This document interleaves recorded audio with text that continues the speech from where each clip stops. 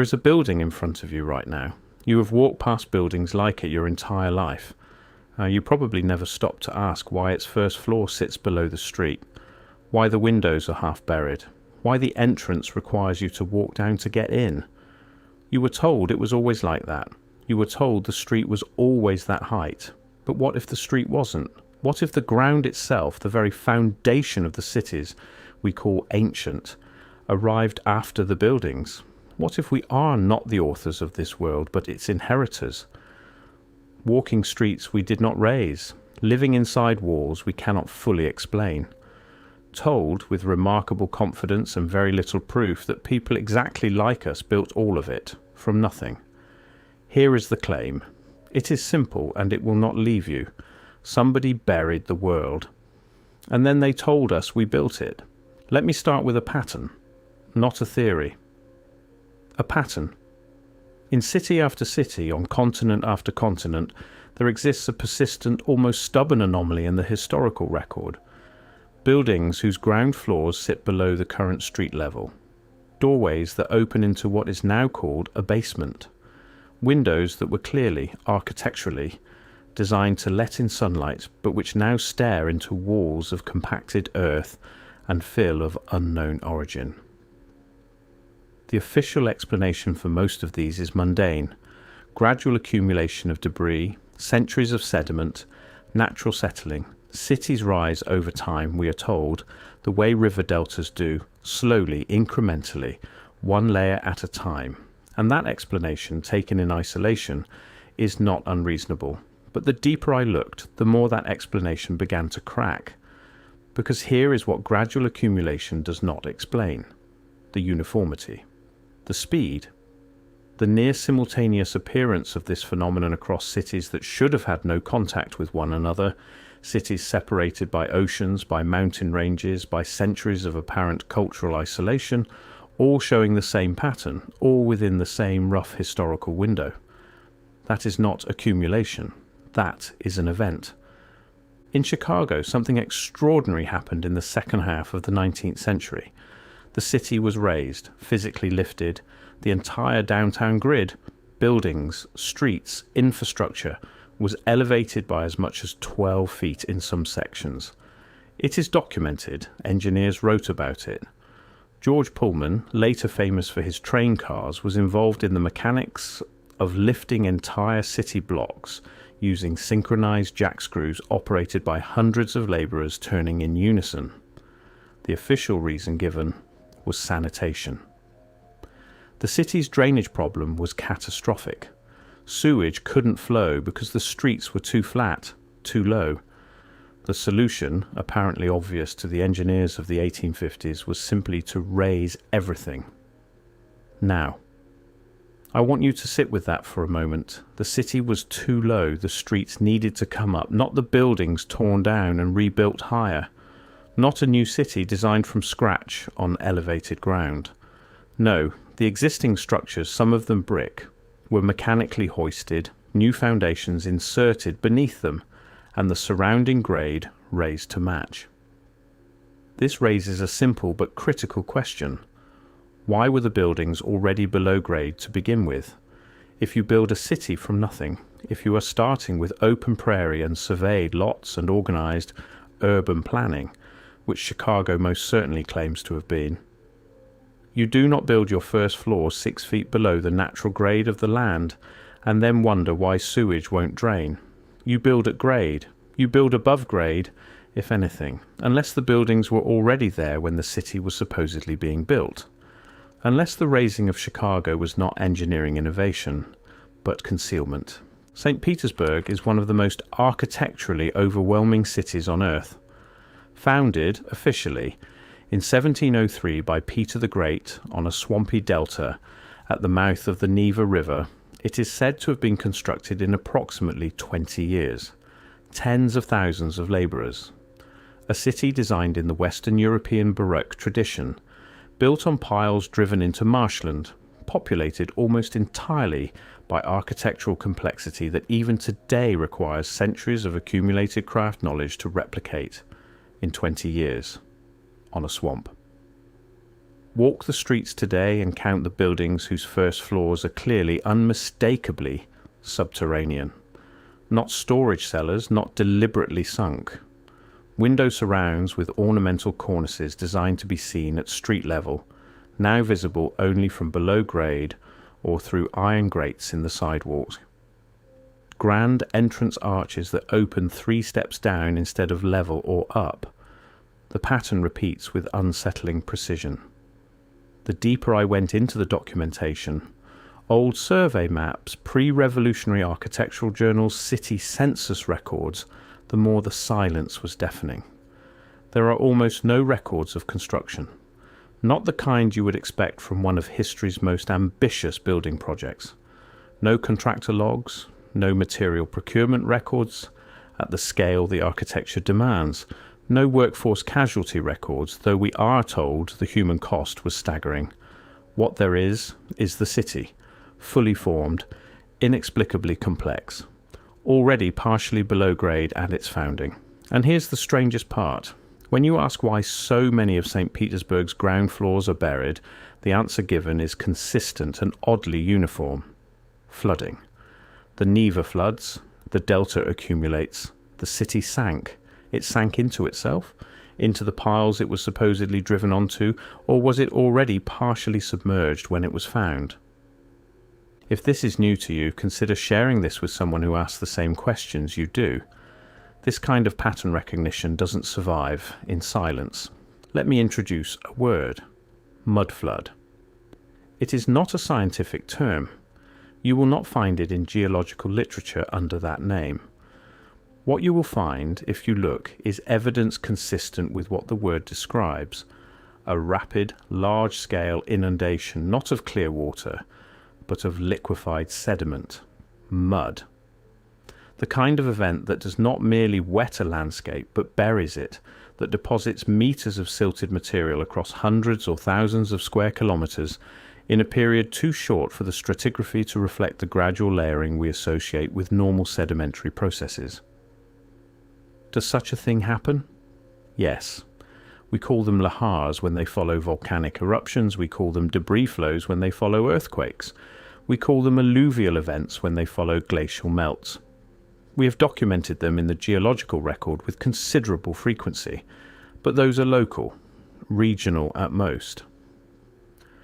What the pattern in the architectural record seems to suggest, and I use suggest deliberately because I am not making a claim, I am following a pattern, is something of a different order, something hemispheric, possibly worldwide. Consider the timeline as it appears in city after city. Between approximately 1750 and 1850, there is a peculiar clustering of events. Cities described as newly founded, cities described as rebuilt after catastrophic fires, cities described as rapidly expanding during periods of what is called the Industrial Revolution, and threaded through all of it, persistently, if you look, a buried layer, a first floor that should not be underground, not in one city, not in two, but in Paris, in London, in Vienna, in Moscow, in Cairo, in Delhi, in Istanbul, in Philadelphia, in Boston, in Cincinnati, the same anomaly, presenting itself with almost mechanical regularity. The evidence suggests something much larger was occurring than the official narrative accounts for. Let me widen the frame. Because this is not a European phenomenon, in what is now Pakistan, the ruins of Mohenjo-Daro reveal a city of staggering urban sophistication, grid-planned streets, standardized brick sizes, covered drainage systems, multi-story structures, dating to what mainstream archaeology places at 2500 BC. What mainstream archaeology does not dwell on is how many of those structures are partially or significantly submerged below the current ground surface. How many excavation shafts have revealed intact lower floors sealed by compacted silts that bear no evidence of long occupation before burial? The burial was not gradual. The stratigraphy does not support gradual. The burial was fast. In Egypt, the Great Sphinx famously shows evidence of water erosion on its body, vertical channels inconsistent with wind-blown sand erosion, more consistent with prolonged or intense water exposure. Geologist Robert Schoch documented this in the early 1990s and was largely dismissed by mainstream Egyptology. But the erosion is there. It does not care whether it is dismissed. In Turkey, at Göbekli Tepe, the site that genuinely broke the accepted timeline of human civilization when it was excavated in the 1990s, the structures were intentionally buried, deliberately covered with fill. Why? Nobody knows. The official answer is ritual. The evidence for the ritual explanation is largely circular, but the burial itself is not in question, and here's where it becomes impossible to ignore. In nearly every major civilization we call ancient, there exists a flood narrative, not a rain narrative, a total inundation narrative. Sumerian, Akkadian, Biblical, Hindu, Norse, Aztec, Hopi, Aboriginal Australian, Vedic, the story repeats, not with local detail consistent with regional flooding.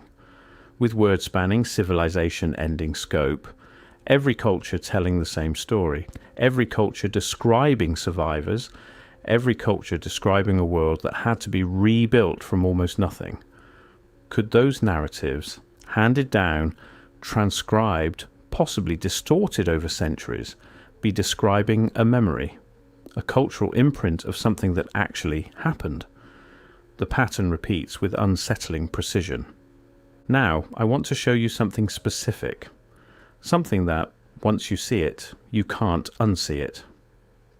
In the second half of the 19th century, roughly 1840 to 1900, there is an explosion of monumental architecture across the industrializing world. Government buildings of extraordinary complexity, universities, train stations, libraries, opera houses, hospitals, courts. The scale is staggering. The ornamentation, columns, reliefs, vaulted ceilings, decorative ironwork, carved stone facades is the kind that today would require decades of planning, years of construction, and workforces of specialists whose skills take generations to develop. These buildings are attributed to what we might loosely call the age of the horse and buggy. Pre-electrical, pre-crane, pre-power tool, workers with hand chisels and horse-drawn carts, architects drafting on paper with T-squares, communication by letter, and yet the construction timelines given in official records are routinely astonishing.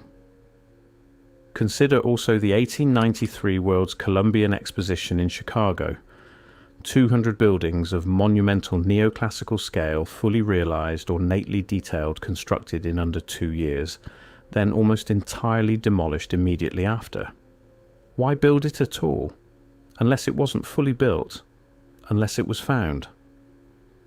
The United States Capitol, a building of profound architectural complexity, was substantially rebuilt and expanded between 1793 and 1800, then again substantially between 1851 and 1868. The cast iron dome alone weighs nearly £9 million. It was assembled according to official records largely during the American Civil War, when the country's industrial and labour capacity was being catastrophically consumed by active military conflict. This raises a simple but critical question. How? Not rhetorically. Genuinely.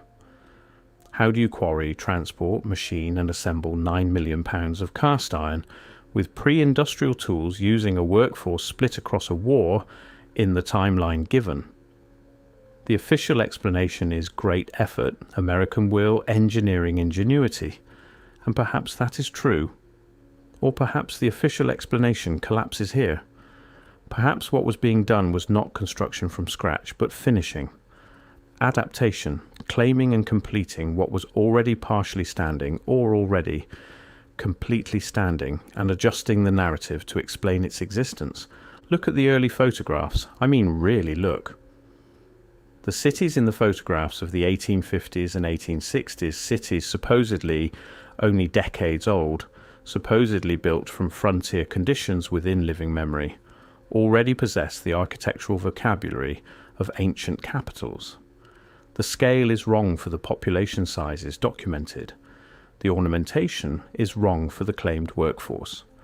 The uniformity of the civic aesthetic across cities that had, at most, intermittent communication with one another is wrong for independent development. Boston, Philadelphia, Cincinnati, Chicago, St. Louis, separated by days of travel in the mid-19th century, populated largely by recent immigrants with no shared architectural tradition, and yet they built, simultaneously, in the same ornate neoclassical vocabulary, at the same monumental scale, with the same technical precision. Not similar, not influenced by, identical in approach, in vocabulary, in technical standard. The coordination problem is staggering when you look at it directly. The deeper I went into the dates, the more the official narrative struggled to hold its weight.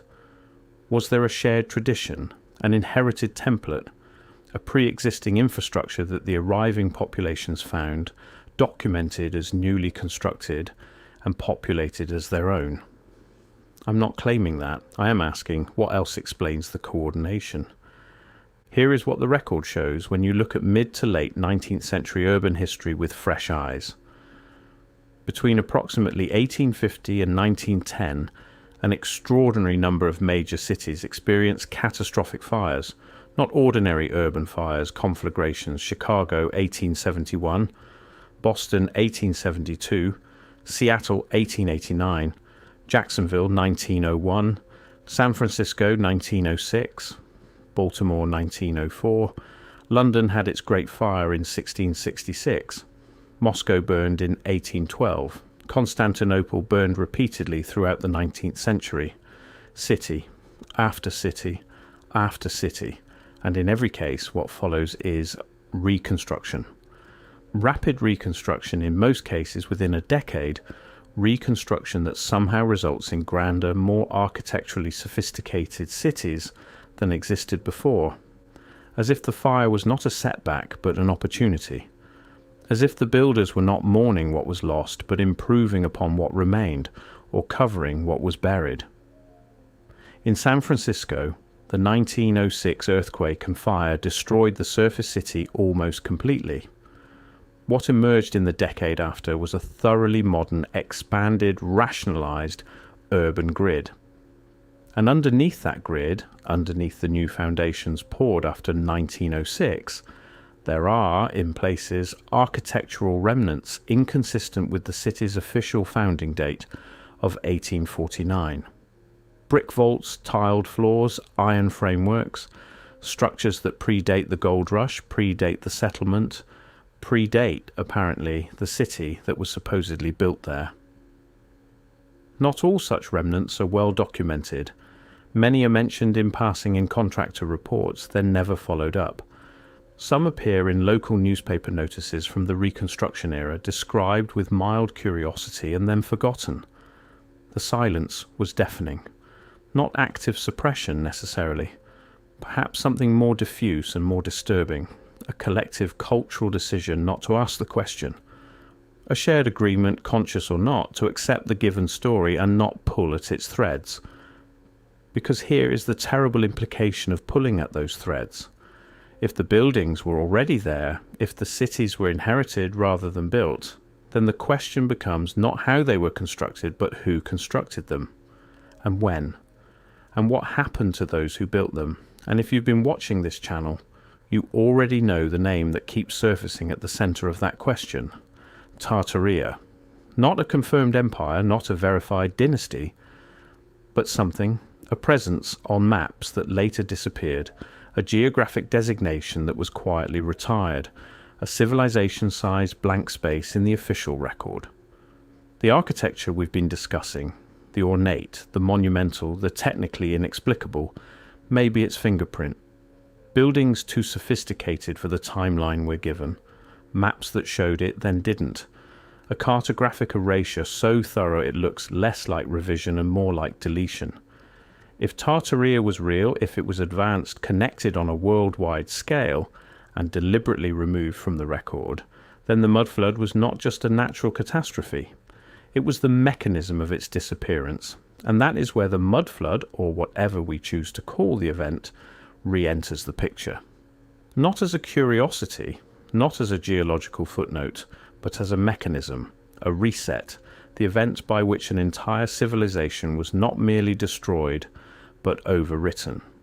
If something buried these cities, if a genuine mudflood event of regional or worldwide scale deposited meters of silted material over functioning urban infrastructure within a human lifetime, then the cause matters enormously, because the cause determines whether this was natural catastrophe or something else entirely. The natural case is not without support.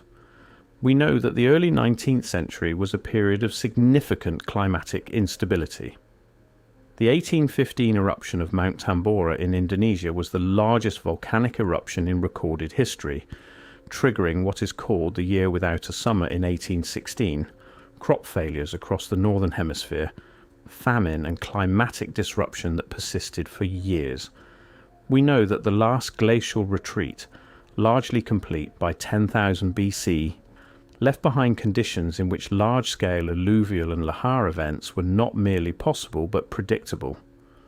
We know that the Caspian Sea, the Black Sea, the Mediterranean basin have all experienced rapid water level changes in the geologically recent past, changes that would have been catastrophic for any civilizations living at their margins. But here's the problem with the purely natural explanation. Natural catastrophes, even large ones, do not tend to produce uniform burial. They do not tend to produce the same depth of fill across cities separated by thousands of miles. They do not tend to produce the same evidence, the same half-buried windows, the same subterranean first floors, the same inexplicable transition in the architectural record on multiple continents at roughly the same time. Unless the natural catastrophe was of a scale we do not have a contemporary framework for. A pole shift, a cometary impact in an ocean basin, a rapid glacial melt of the kind that geologists quietly refer to as meltwater pulses, events well documented in the paleo record, the most dramatic of which, meltwater pulse 1A, raised the world's sea levels by approximately 20 meters in a period some estimates suggest was less than 500 years, possibly less than a century, possibly less than that. What would 20 meters of sea level rise in 50 years look like to a coastal civilization? To an inland civilization connected to coastal rivers that suddenly became inland seas? It would look like a mudflood. It would look like a wall of silted water arriving with so little warning that buildings were not evacuated but simply consumed, contents intact, first floors sealed, infrastructure preserved but buried. The evidence suggests something much larger than any single regional event, and here is where the question bifurcates in a direction I cannot ignore, because there is another possibility, not natural, not random, an intentional reset, not accidental destruction, not collateral damage, but deliberate erasure. If a civilization existed, technologically capable, architecturally sophisticated, connected on a worldwide level, and if that civilization was somehow dismantled, its populations dispersed or destroyed, its records systematically eliminated, its infrastructure buried or repurposed, then the mudflood may not have been the cause of the reset. It may have been the cover. A natural event, real in its devastation, used as an opportunity, a catastrophe that cleared the surface, buried the evidence of what came before, and allowed a new narrative to be written on top of it. New founding myths, new founding dates, new histories that began conveniently after the flood. The official explanation collapses here, because you cannot have it both ways. You cannot claim these cities were built by horse and buggy labour in 20-year windows and explain why their architecture presupposes centuries of accumulated craft. You cannot claim gradual urban accumulation and explain why the burial is uniform and rapid. You cannot claim there was nothing before and explain what is underneath. Something came before. Something was erased. The question is only whether the erasure was geology or policy. What is most striking, when you audit the documentary record of the 19th century, is not what is present. It is what is absent. Construction records, as I mentioned, missing at the scale the architecture demands. But there is more. Census records from major cities in the early 1800s that do not match the population implied by the existing infrastructure. Urban planning documents that begin after the cities were supposedly built as if the planners arrived to find something already there and simply drew maps of it. Municipal records in multiple American and European cities that reference, in passing, the presence of subterranean structures during new construction, structures not mentioned in any founding documentation. The deeper I went, the more this absence became its own kind of presence. Because absence, at sufficient scale and with sufficient uniformity, is not an accident. It is a condition. Information does not simply vanish. Not at this scale, not uniformly, not across countries that were at the time competing powers with every incentive to preserve their own distinct historical records, unless something else was happening. A process distributed and persistent of editorial revision, of institutional forgetting. Not necessarily a single actor, not necessarily a conspiracy in the classical sense, but a shared cultural project, perhaps unconscious, of simplifying the past into a story that could be controlled, that could be taught, that could be used. Once you see it, you can't unsee it. The raised cities, the buried windows, the orphaned first floors, the architecture that shouldn't exist, the photographs of empty, monumental streetscapes populated by almost nobody, the fires that erased and rebuilt, the records that weren't kept, the questions that weren't asked. This is not fringe material. This is the photographic record. This is the architectural survey. This is the geological stratigraphy. These are things you can visit, measure, and photograph yourself. I want to leave you with a question, not an answer. If there was a civilization before ours, not mythical, not fantastic, but simply prior, simply more advanced, simply erased, what did it know that we don't? What was in those libraries we didn't burn because we didn't know they existed? What was in those first floors sealed in mud that we poured concrete over during the rebuilding? What does it mean to inherit a world and not know it? What does it mean to live in buildings you didn't build, walk streets that were raised to hide what's beneath them, inhabit cities whose architecture you can copy but cannot fully explain, and be told with great confidence and very little documentation that your ancestors built all of it in 20 years with horse carts and hand tools? The losses here are not merely architectural, they are not merely historical, they are epistemic. We may have lost entire categories of knowledge, ways of thinking about the physical world, ways of working with materials, ways of organizing civilization at scale that were not recorded, not transmitted, not inherited, because the people who held them were, in some event or sequence of events, simply gone. Not displaced, not absorbed, not gradually forgotten, but gone, rapidly, thoroughly, and in their place, us. Arriving at cities we called new, inheriting infrastructure we called ours, writing histories that began for all of them after the flood. The mud covered it, the fires erased it. The records were not kept, or were lost, or were revised into something manageable, something that fit the story that needed to be told, and the buildings remain. Patient, half-buried, their first floors dark and full of silt, their cornices sitting just at street level, designed to be seen from the outside, still waiting for a street that will never return to its original height. I don't know what happened. I don't know when, or at what scale, or whether the hands that covered it were natural or deliberate, but I know the ground is not where it should be, and I know we have never fully asked why.